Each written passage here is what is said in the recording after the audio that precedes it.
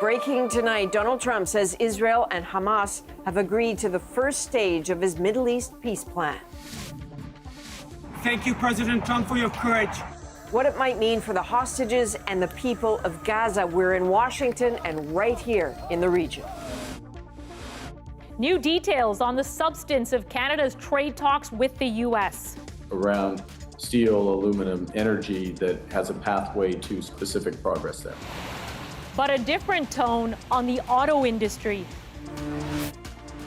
An international scam using AI-generated celebrities ruins Canadian lives. That used to be my residence, this nice old Victorian home. What happened? CBC Marketplace tracks down the bad guys. From CBC News, this is The National with Christine Barak and Chief Correspondent Adrian Arsenault in Tel Aviv. Thanks for joining us. It is Thursday morning here in Tel Aviv, and this region is waking up to a brand new reality. After 2 years of devastating war, there is a ceasefire. Not one to be preempted or ever upstaged, the U.S. president announced it in a social media post, but it was soon echoed by leaders of Israel and Hamas. Agreement on the first phase of an ambitious plan aimed at a durable peace, a stop to the fighting, the full release of Israeli hostages, and a limited Israeli withdrawal from parts of Gaza, according to the plan, to be completed within days. So our breaking news coverage starts tonight with Katie Simpson in Washington. Katie, this comes after really just 3 days of hard negotiations. Yeah, a desperately needed breakthrough moment appears to finally be here. There is hope this perhaps can be a significant step toward bringing this devastating conflict to an end. The final pieces of this deal coming together in a remarkable few moments that played out in public here in Washington. U.S. President Donald Trump showed up late to an event at the White House, delayed, he said, by fast-moving developments in the Middle East and the ongoing peace talks. Peace for the Middle East. It's a beautiful phrase, and we hope it's going to come true, but it's very close, and they're doing very well. As the roundtable event continued on, Secretary of State Marco Rubio unexpectedly entered the room. Anything we should know about the Middle East? He took a seat and scribbled a handwritten note and passed it to the president, saying he needed to approve a social media post so he could be the first to announce a deal. I was just given a note by the Secretary of State saying that we're very close to a deal in the Middle East, and they're going to need me pretty quickly. It wouldn't be long until the post became public. I am very proud to announce that Israel and Hamas have both signed off on the first phase of our peace plan, Trump wrote. This means that all of the hostages will be released very soon, and Israel will withdraw their troops to an agreed-upon line. Peace talks in Egypt appeared to have momentum based on the 20-point plan presented by the U.S. on the sidelines of the UN General Assembly last month. Israeli Prime Minister Benjamin Netanyahu confirming the news himself, saying, "A great day for Israel. I will convene the government tomorrow to ratify the agreement and bring all our precious hostages home." While a statement from Hamas called for all parties to fully implement the agreement's requirements and not allow it to evade or delay the implementation of what has been agreed upon. Word spreading quickly among the families of hostages who filmed this video to be shared by President Trump. Thank you, President Trump, for your courage. Thank you, the Trump administration, for doing everything you can to bring them home. Let's do it. If this plan goes ahead, it will be the third ceasefire since this war began 2 years ago. And Katie, it's very clear President Trump is intent on taking ownership of this.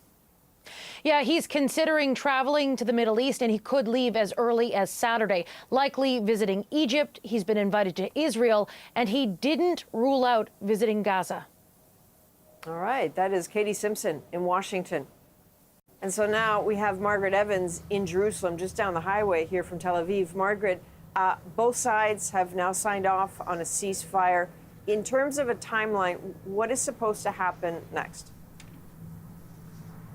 Well, as Katie just mentioned, the Israeli Prime Minister has got to take this deal to his cabinet. He said he will do that tomorrow. Presumably, they will sign off on it. We don't know the exact timing of the ceasefire, but once that ceasefire, or the clock on the ceasefire starts ticking, a few things are supposed to happen over a 72-hour period. The Israelis in Gaza are expected to withdraw to an agreed line. And then Hamas is expected to release all of the Israeli hostages, again, within 72 hours. And we believe that at the same time, Israel will release Palestinian prisoners from Israeli jails. And potentially, you would see soon after that the aid being allowed into the Gaza Strip. But, you know, there's a lot of anxiety about the next days, next hours, basically. We've been to this point and seen things fall apart before, so people watching very carefully. And of course, you know, we're talking about the details yet to be determined on what is strictly phase one of the plan. This isn't the end of it. That's right. Like so often in the Middle East, as you know, Adrian, you know, a lot of things get pushed down the road to get something over the line. Right now, the priority is to stop the war. But they're talking about this 20-point plan of Donald Trump's. It's extremely vague. There's supposed to be an executive committee of some sort made up of potentially technocrats. How are they going to choose that board? There's supposed to be an international force to keep the peace in Gaza. How will they go through the disarmament process for Hamas if Hamas has in fact agreed to give up all of its arms? And we still don't know those details. You know, Donald Trump's talking about an eternal peace, but there is a whole lot of a lot more steps to go through before we even come close to contemplating the idea of that in this difficult region of the world. Not least, what about the Palestinian state and recognition of it? There's not much mention of that anymore right now in any case. Hey, Margaret, I just want to ask you one last question. People here, certainly in Israel, they know at this point all the names and faces of the hostages that they're expecting to see come out. These 48 hostages, 20 of whom that they believe are still alive. In terms of the Palestinian prisoners, the lists that have been exchanged, there is one name on that list of Marwan Barghouti that they are hoping is released. Can you explain why that's an important name to look for people? Well, he's one of 250 Palestinian prisoners. To the Palestinians, they are political prisoners. To Israelis, many of them are criminals with blood on their hands. But Marwan Barghouti is called by some of the Palestinians the Palestinian Mandela. He's seen as somebody who is a unifying force. He's been in prison for a long time now, and that's one of the most contentious issues is who are the prisoners, the Palestinian prisoners, to be released for the Israeli side. They do not want to see Palestinian prisoners convicted of attacks against Israelis released. That's one reason why also the cabinet has to sign off on the overall agreement. And this is something that apparently we understand that they have agreed on now. I've heard that Marwan Barghouti's name is on the list, but I'd have to say that every time we go through this, you're hearing that his name is on the list. And we're not going to know until those prison doors open and he emerges off a bus or similar. But it's certainly key to watch. It's very important to the Palestinians. It's very difficult for the Israelis to accept. All right, thank you. That is Margaret Evans in Jerusalem tonight. As word spreads, people here in Tel Aviv have begun to gather and celebrate news of the ceasefire. Nobel Prize to Trump! Yes. Nobel Prize to Trump! Yes. They've gathered in the city's Hostage Square. That's a public plaza that has been a focal point for hostage families and their supporters since the war began 2 years ago. Now, of course, jubilation, newfound hope that loved ones will soon be home. So the world is reacting to the news of the first phase of a peace deal, including Canada's Mark Carney. Kate McKenna in Ottawa for us tonight. So, Kate, can you take us through what you're hearing from the Prime Minister? Adrian, the Prime Minister issued a statement on social media. In it, he says, "Congratulations to President Trump for his essential leadership, and thank you to Qatar, Egypt, and Turkey for their tireless work to support the negotiations. I am relieved that the hostages will soon be reunited with their families. After years of intense suffering, peace finally feels attainable. Canada calls on all parties to swiftly implement all agreed terms and to work towards a just and lasting peace." Earlier today, Mark Carney said he'd been in touch with key players. He said Canada's been working closely with Gulf powers in the region and that Canada is ready to support the large-scale delivery of humanitarian aid into and throughout Gaza. All right, thank you. That is Kate McKenna in Ottawa. Well, Janice Stein is the founding director of the Munk School of Global Affairs and Public Policy. We often go to Janice in pivotal moments, and this certainly feels like one. Janice, you know, I've been watching pictures of Israeli families of the hostages in particular, hugging, crying. It is the middle of the night, it is the pre-dawn hours. They are all up, they are all excited. Are you as hopeful as they are right now? I really am, Adrian. I know this is the third ceasefire, but I think this one is different. Both sides are exhausted. Both sides are out of options. And Donald Trump finally turned up the heat. And that's why we're here now. So this is, we talk about this as the beginning of this 20-point plan. Can you help us understand the next sticking points here? Yeah, even in this beginning phase, Adrian, two big points of controversy. Where's the line of withdrawal in Gaza? I saw one map tentatively that leaked out of the Qataris, but that is about a kilometer or slightly more inside Gaza, which is the long spoken about buffer zone. But in fact, there will have to be a further withdrawal. Second of all, is Marwan Barghouti finally coming out of jail? And that matters because the next step is who are the technocrats who run this government. And there's no name more powerful in Palestinian politics right now than Marwan's. Finally, how fast does that surge of humanitarian aid get into Gaza, which is absolutely essential? Down the road, demilitarization and an end to the war. Adrian, I'm absolutely convinced that both sides have agreed to end this war. We would not be here. The Qataris and the Egyptians would not have signed off. I think that is what makes this ceasefire different. Will it be a smooth road? No, but they have agreed to end the war. They never did that before. Janice, as we're talking, I just want to bring up some pictures, if we can, of Han Yunis.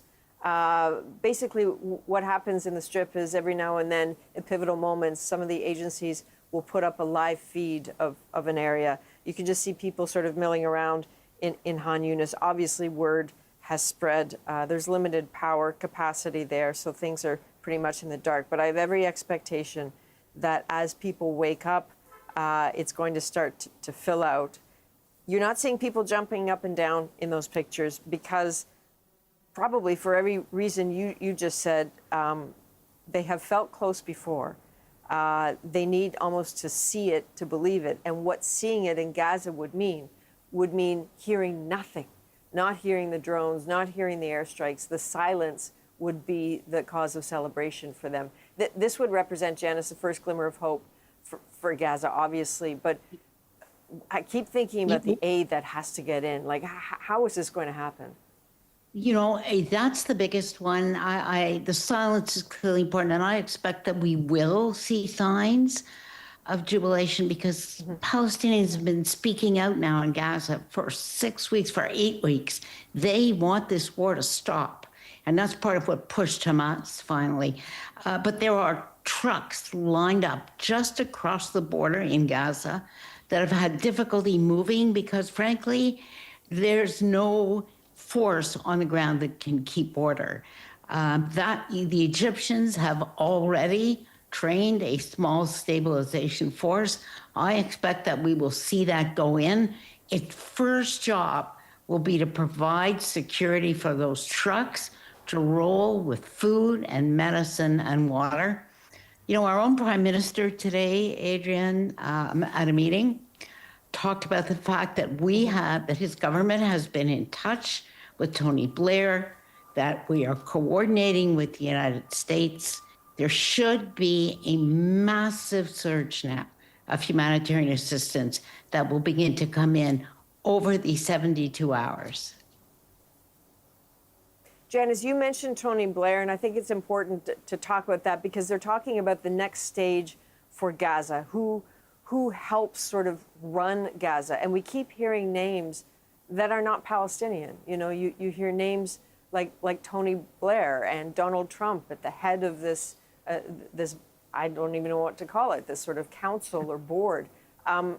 It feels strange to an outsider. Is this acceptable to Palestinians? You know, it sure does. And Palestinians that I've spoken to feel very strongly that there's no Palestinian voice here. This doesn't represent the Palestinians. But this is an interim measure. Tony Blair has been on the ground for 10 years, well connected with Abbas, well connected with Netanyahu. I expect that the board will in fact be filled. There, just below that board level is a provision for a technocratic government. Tony Blair knows everyone in this part of the world. This is what he's been doing since he left British politics. So I expect there will be Palestinian voices. They will not be openly Abbas's people, but there will be independent Palestinians. And again, let's watch what happens to Marwan Barghouti, because that is, I think, the person who can unify Palestinians in Gaza, tremendous support in the West Bank, and commands respect. On the hostages, the families of the hostages obviously are hopeful right now, but it seems like the pressure will be on Netanyahu. There have been serious intelligence failures since October 7th, that led to October 7th. The families of hostages have been demanding an inquiry. What is waiting for Benjamin Netanyahu once this is over effectively? You know, Adrian, there's two big challenges for Netanyahu almost right away, and that's frankly one of the reasons this has taken so long. The first is, does his government survive? The right-wing, Ben Gvir and Smotrich, who have opposed every inch of the way the withdrawal from Gaza. It's going to be very, very difficult for them to stay in this government. There may well be a national unity government in Israel very quickly because the opposition has said they will provide cover for Netanyahu to do this deal. Then finally, a commission of inquiry. This is an across-the-board demand among the Israeli public. They want an official commission of inquiry. Netanyahu wants neither. And third, many of these criminal charges that he's faced have been postponed because of the war. This is a new day now. Now this gets dealt with. Yeah. All right. Listen, Janice Stein, thank you very much. We have so much to watch for in the next few days. It still feels fragile. I know you talk of hope. Everybody talks of hope, and they deserve that. But I think we all have to be very careful there. We do, Adrian, but just one last Yep. One last quick comment to you. There's no way Hamas would have agreed to return all these hostages if they did not understand that the war had ended and Netanyahu committed because he was pushed so hard by Trump. Sorry, you added one. I'm going to add one here, too. If Hamas has done that, what happens to those Hamas fighters? Do they just sort of take off their uniforms and sort of melt into a crowd? Is it your sense that some of them have been promised exile? Where do they go? Yeah, I think that's exactly what will happen. You know, the original Hamas leadership is all gone. The people who have signed up recently, they will take off their uniforms. They will melt into the crowd. There are probably 4 or 5 or 6 who are recognizable at this point. And there have been behind-the-scenes discussions now on amnesty. Okay. All right, Janice Stein, as always, thank you very much. I'm sure we'll be talking in the days to come. So for those of you just joining us, one more time, we're talking here about a resolution of sorts that people have been hanging on to and desperate for 2 years at this point. A deal announced by President Trump, because President Trump says he is the one who effectively made this happen, for an end to the war in Gaza, the hostages to come out, the fighting to stop, the airstrikes, the bombing to stop in Gaza. We're expecting to see all of that happen within the next 72 hours, including the release of Palestinian prisoners. Who is on that list? Yet to be seen. There are some details that have to be dealt with here. The Israeli cabinet is meeting in a few hours, Thursday, whether it's morning or afternoon, we're not quite sure yet. Once they sort of rubber stamp this, then the wheels come in motion. Expect to see Donald Trump come to the region. He's been invited to address the Israeli Knesset, and expect to see scenes of jubilation. It is the middle of the night here. We've already seen some of the families of the hostages emerging from their homes and hugging each other. We've seen some pictures from Han Yunis of the word just seeping in. Expect to see very different tones here in this region in the next few days. So clearly, this is the first of many big steps to come. And this all unfolds in the days ahead. We will be right here covering what this means for the region and the world. There's much more ahead tonight on The National. Christine Birak is here right after the break.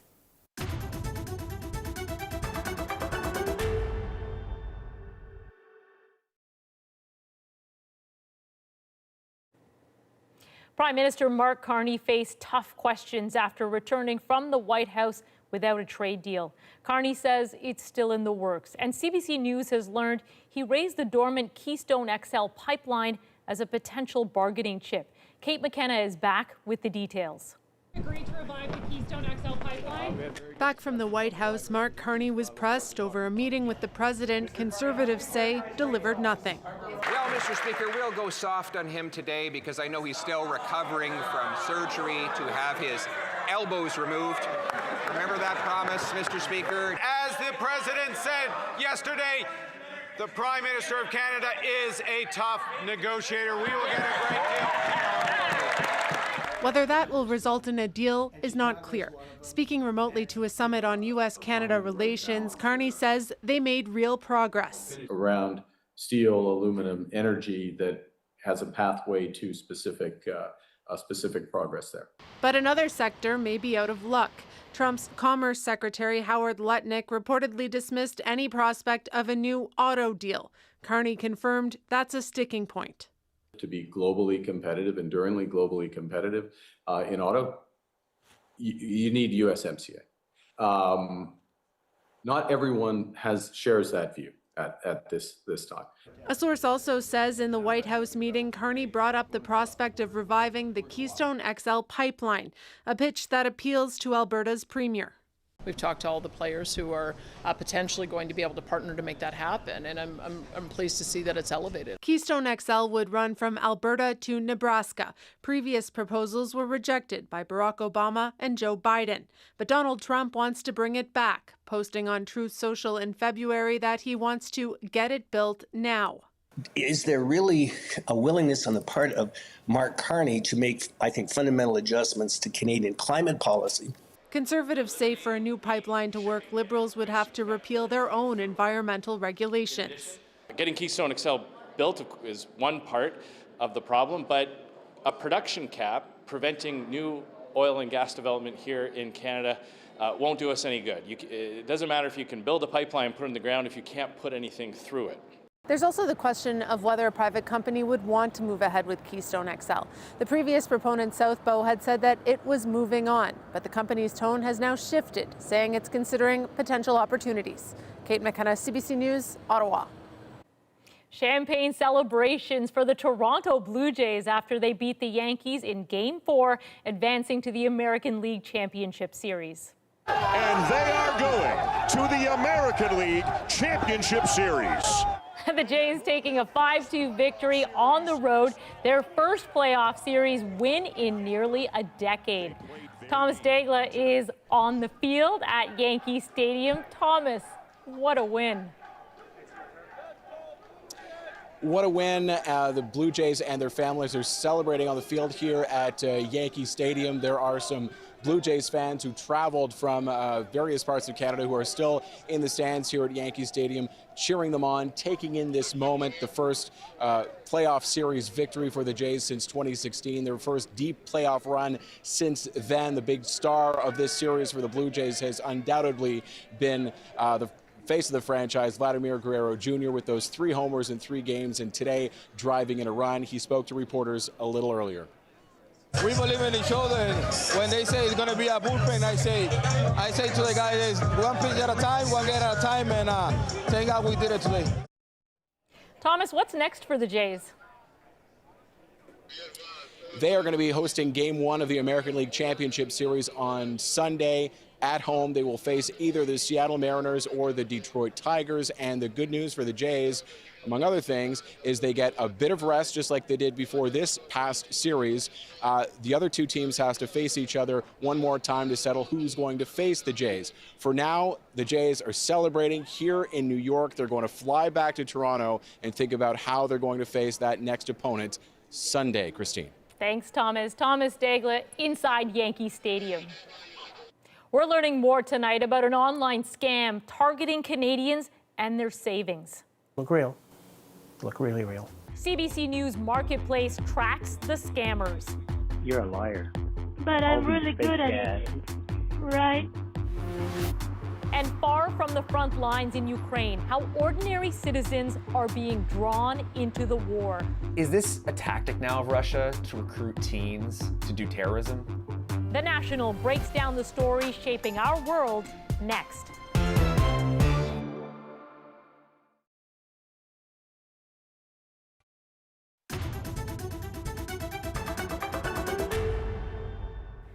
Let's bring you up to speed on breaking news tonight. Israel and Hamas have agreed on the first stage of a peace plan. In a social media post, Donald Trump wrote that the hostages will be returned soon and that Israel will withdraw their troops to an agreed-upon line. Soon after that came confirmations from Israel's Prime Minister Benjamin Netanyahu and the Hamas leadership. The negotiations followed Trump's 20-point peace plan, most of which remain to be negotiated. Well, now it's time to break down the stories shaping our world. He lost everything to online scams. Here's his conversation with one of the scammers. You scam them. It's not your business. Your life is ruined. But first, how Russia and Ukraine are waging a secret shadow war. Battlefield, the street. A Ukrainian spy was assassinated by gunmen in broad daylight.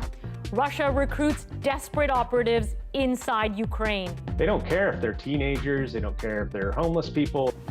The link to Moscow can be murky. I mean, there was a time when there was really no need for white nationalism. To be clear, Ukraine has its own covert agents, and it's all getting increasingly ugly. Ben McCoo pulls back the curtain on a conflict of deadly deception. I'm at a secret training facility in Kyiv with Ukrainian recruits in its elite 3rd Assault Brigade. Training in close quarters battle for a war that is increasingly not only being fought on the front lines. Количество агентуры, которое Россия в Украине постоянно содержит, обновляет, оно чрезмерно высоко. Это логично. То есть они таким образом ведут войну. Так ведут все боевые действия. This trainer, who CBC cannot name per Ukrainian military protocol, calls it a policy of terror. Convince someone, anyone, to sow chaos in Ukraine. Когда нельзя недооценивать врага? It's known as a shadow war. Civilians who were recruited by Ukrainian and Russian militaries to spy, plant bombs, even assassinate, adding a troubling new layer to this conflict. And it includes suspected Russian covert operations. Stephen Ray is a security analyst with his eye on Russia.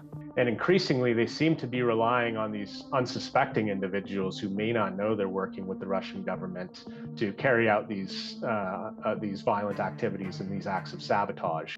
One indication, Russian spies are known to recruit Ukrainian teenagers on apps like Telegram, promising them money for acts of sabotage.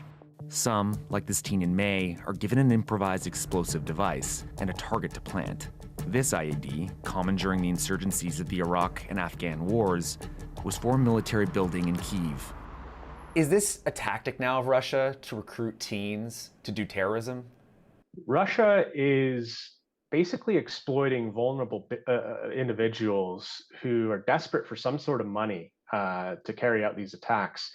They don't care if they're teenagers, they don't care if they're homeless people, they don't really care what the background is. Саме перше це співпраця. Ukrainian police and security services now make presentations in schools how to avoid being recruited. And it's not just teens. More assassinations, more acts of sabotage are happening away from the front lines. Only a few months ago, just behind me in that building complex, a Ukrainian spy was assassinated by a gunman in broad daylight using a silencer pistol. The killing was claimed by the base, an American-born international neo-Nazi terrorist group. The base set up a cell in Ukraine in early 2025, saying they wanted to create a white ethno-state offering anonymous rewards for sabotage and assassinations against any Ukrainian military, police, or political targets. This is the base's tag and symbol, seen in multiple videos they posted around Ukraine.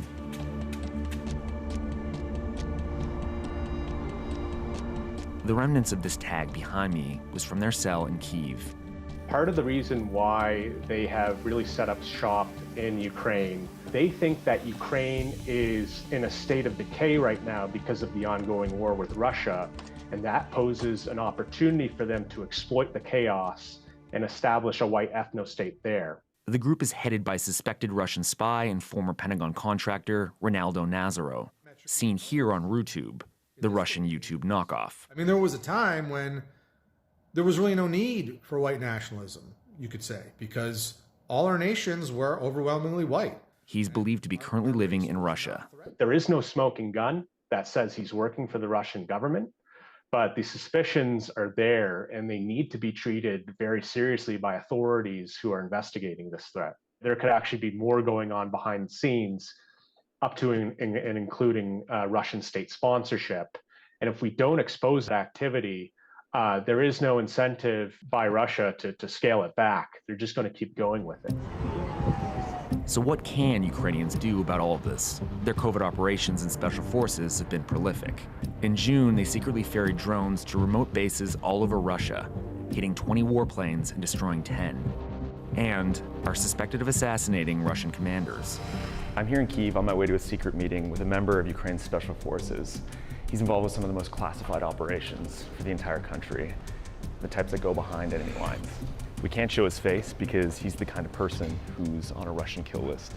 He says he's part of the shadow war behind enemy lines and commands the special forces resistance movement, seen in this recruiting video. Але наш успіх полягає в тому, що ми маємо широку підтримку з боку цивільного населення, яке залишилося на окупованих територіях. Бо саме безпосередньо вони виконують ті завдання, які ми на них покладаємо. Those tasks include coordinating partisans and underground networks who burn down railways, spy, even kill for Ukraine in the occupied territories, and even inside of Russia. Recently, there has been an assassination of an SBU agent, and then there was also this attempt to recruit teens online through Telegram and things like this. How does Ukraine counter those types of operations here in the homeland? He says it's up to the Ukrainian security forces to counter those kinds of things, but his special forces have a role to play in the war. За останні роки ми отримали дуже багато досвіду, саме як здійснювати рух опору в сучасних умовах. І весь цей досвід ми намагаємося імплементувати зараз в розбудову системи руху опору на підконтрольних територіях. He also confirms Ukraine uses its own citizens to fight Russians in the occupied territories. He says it's dangerous. Дуже небезпечна робота, як і для наших військовослужбовців, так особливо для тих цивільних громадян, які з нами співпрацюють, і які безпосередньо виконують завдання на тимчасово окупованих територіях. But this is part of the shadow war involving civilians, which points to escalation. All the while, ceasefire talks are on life support. It's really up to the international community to act in collaboration with each other to really counteract this threat. The fact that there may be some degree of Russian involvement means that we need to look beyond the traditional counterterrorism toolkit. Back with the 3rd Assault Brigade, the trainer has a warning for Europeans and Canadians. Если Украина будет полностью захвачена, здесь также мобилизуют всех, кого смогут, и просто будет война с Европой. Это для меня очевидные вещи, но это вот факт. The war in Ukraine is getting uglier. It's spreading, and it's not just soldiers doing the fighting. So it's part of Russia's hybrid warfare strategy, targeting any allies of Ukraine. Things like sabotaging arms depots in Europe, targeting the commercial domestic cargo flights inside of Europe as well, planting explosives on planes, which actually affected Canada and the US. Wait, so is Canada at risk here? So for now, it's very far-fetched and it would be a massive escalation for Russia to start getting Canadians or civilians here to do sabotage, but we know they've done this in the UK already, in the English-speaking world, so we're definitely not immune. All right, Ben, thanks for this. Thanks for having me.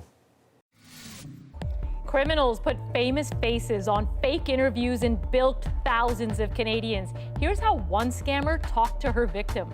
Even if you're gonna call the police of Canada, you will never find my real passport. Well, we did find her passport. You'll see what else this investigation uncovered just ahead.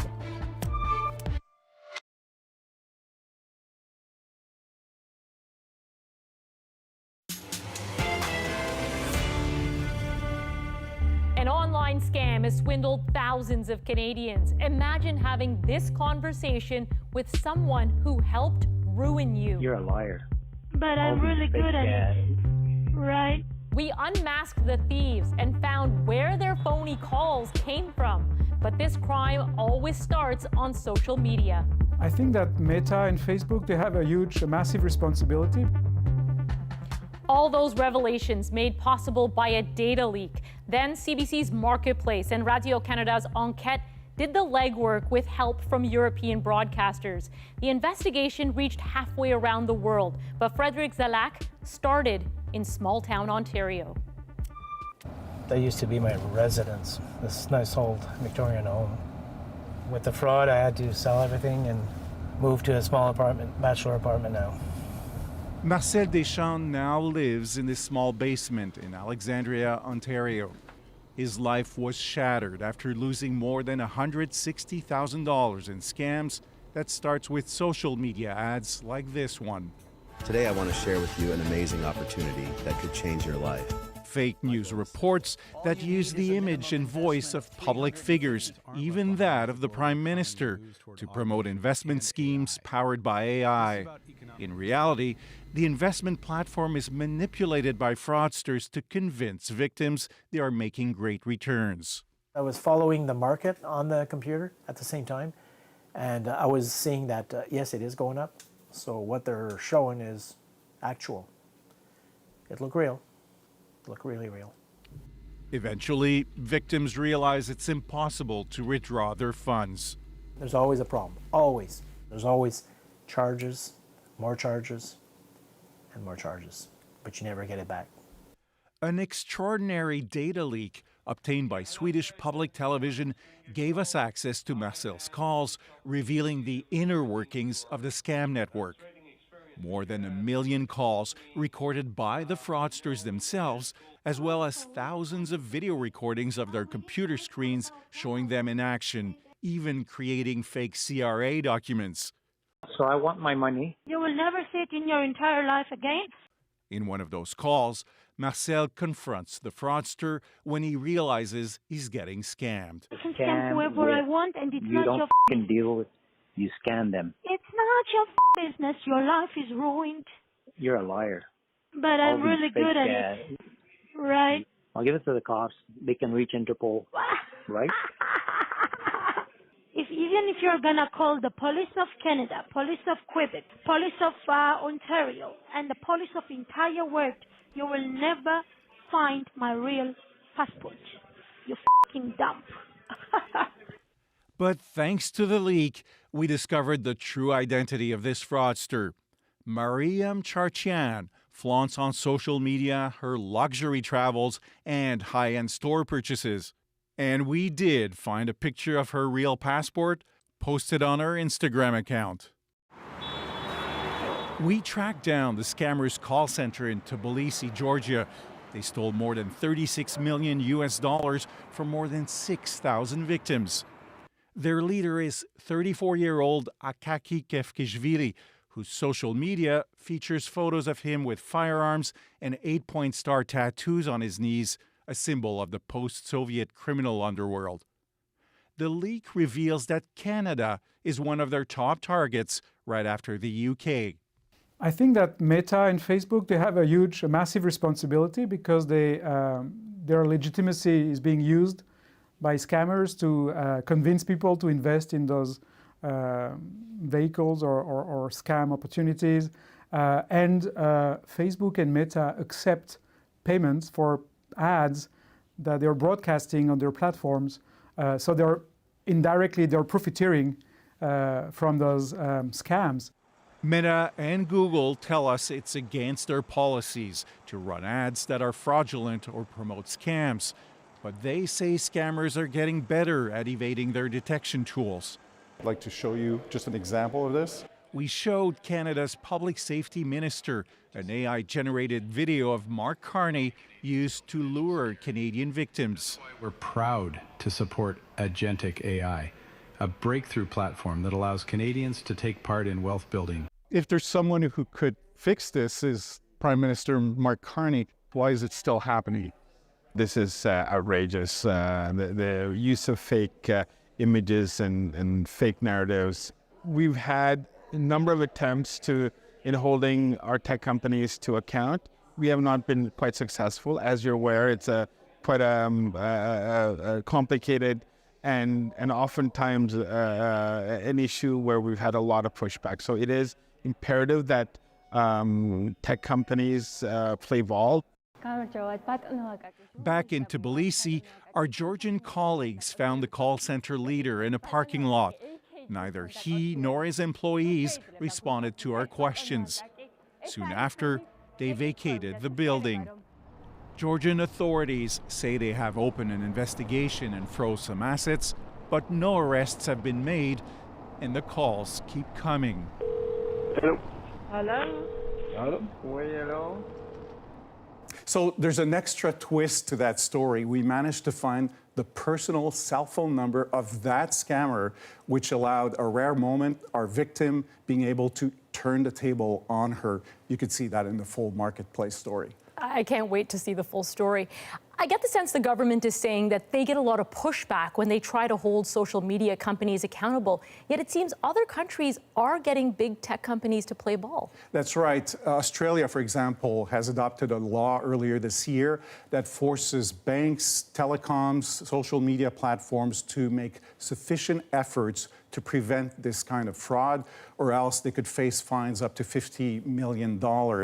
It's on them to prevent these ads to reach their users. And after the announcement of that law, Meta, that owns Facebook and Instagram, started to verify the identity of its advertisers of financial services that are targeting Australians, but not Canadians. In the UK, the government has adopted new rules that compels banks to compensate the victims of this kind of fraud. So that shows you that, if it's possible to force these companies to do more if the government compels them to. Incredible. Thanks for this, Frederic. Up next, a secret deep inside Rome's Colosseum is now open to the public. Tourists, as they march through this passageway, might begin to think of what it was like to be a Roman emperor. The moment is after the break.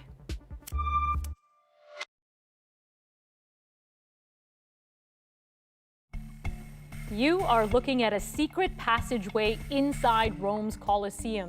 It was once used only by emperors to enter into the arena. But now that experience is open to the public. Tonight, the significance of this ancient tunnel is our moment. Tourists, as they march through this passageway, might begin to think of what it was like to be a Roman emperor. The archaeologists a few years ago discovered this underground passageway that led directly into the imperial box where the emperor would watch the gladiatorial displays. One very distinctive feature of the Roman Empire was the spectacle of power that surrounded the emperor. Nobody would see him actually entering from the outside. It's being called the passageway of the Emperor Commodus to link it to a popular emperor. This passageway was built much earlier than the reign of Commodus. It's quite clearly got very elaborate stucco work with mythological scenes from gladiatorial combats. I'd love to get on a plane right away and go and see this. It's very exciting. Visitors will really be able to get a sense of what this passageway looked like in Roman antiquity. Incredible. Commodus is a popular emperor thanks to the movie Gladiator, but the passageway is actually named after him because historical records say he survived an assassination attempt in an underground passage. And if you want to look inside, the Colosseum is now offering virtual tours. Well, from all of us here at The National, thank you for being with us. I'm Christine Birak. Take care.